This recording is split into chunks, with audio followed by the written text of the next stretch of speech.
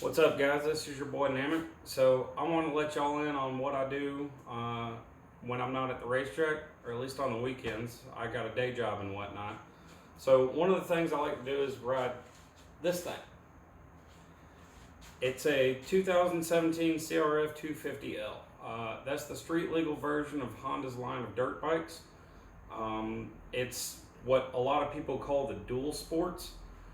When it comes to riding off road, it's adequate, but it has a lot of shortfalls. First of all, it's low on power. So this model has about 24 horsepower. The motocross bikes have a considerable amount more. But probably the most significant issue is the suspension. This bike is built for comfort. And comfort isn't necessarily the priority when it comes to riding off road.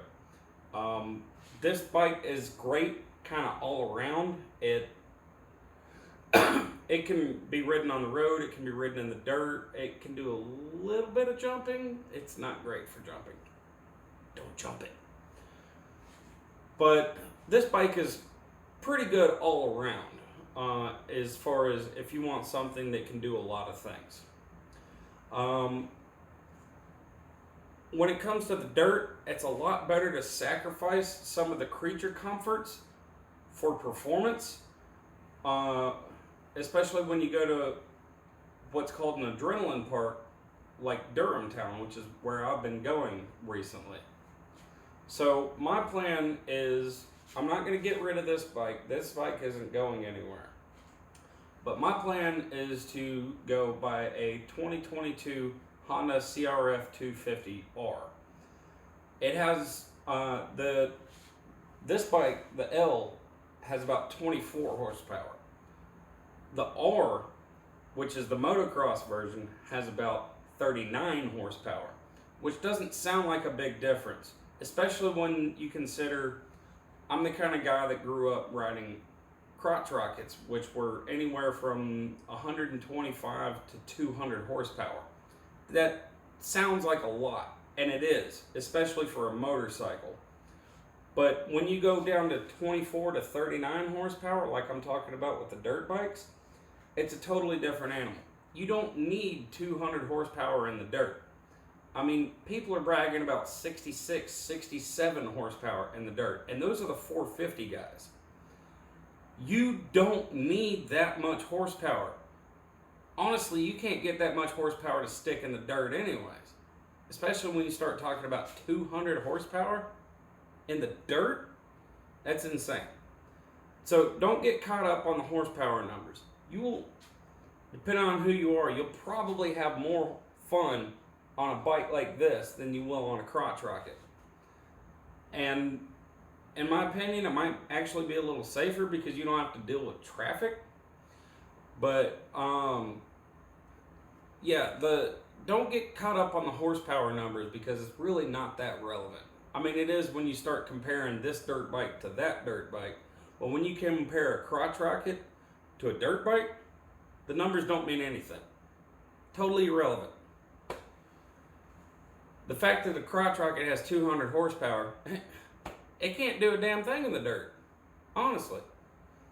So, but the other thing I wanted to focus on was suspension. So one of the things you'll notice about this suspension is it's really soft. You see how much that bike bounces around? I'm trying to get a bike that, and I want to keep that one stock. I'm not going to modify that one. I'm going to get another dirt bike, and I'm going to get one that already has a stiffer suspension. But because I'm a bigger guy, I'm probably going to have to do suspension work to it anyways. So a typical dirt bike is designed for a 130 pound to 180 pound rider. I weigh quite a bit more than that. So I'm going to have to do some suspension work to get the way that it's typically measured is sag, what they call sag. So when you sit on the bike, you measure, before you sit on it, you measure how far it is from the fender to the axle. Sag is how much that number decreases when you sit on it. And I'm going to have to do some suspension work to get my sag number to meet what it's actually supposed to be. Right now, if I sat on that bike, there's way too much sag. It's already, the suspension is already compressed. So when I go riding and I hit a hard bump or I go over a jump or something like that, I'm more likely to bottom out. And that's not good. You're going to blow out your fork seals and you're going to destroy your spring, and it's just not good. So when I get the new bike, that's the one I'm going to focus on really getting tuned to where I can actually ride it. And most of what I do right now is trail riding, but I really want to get into a little bit of motocross. Obviously, I'm not going to be competitive. I'm 33, I'm old, I'm fat. I'm not competing. That's not my goal. But it's a really fun thing to do. And that thing is absolutely not set up for motocross. Can you do it? Yes. But even the pro drivers who grew up on dirt bikes would not take that thing on a motocross track.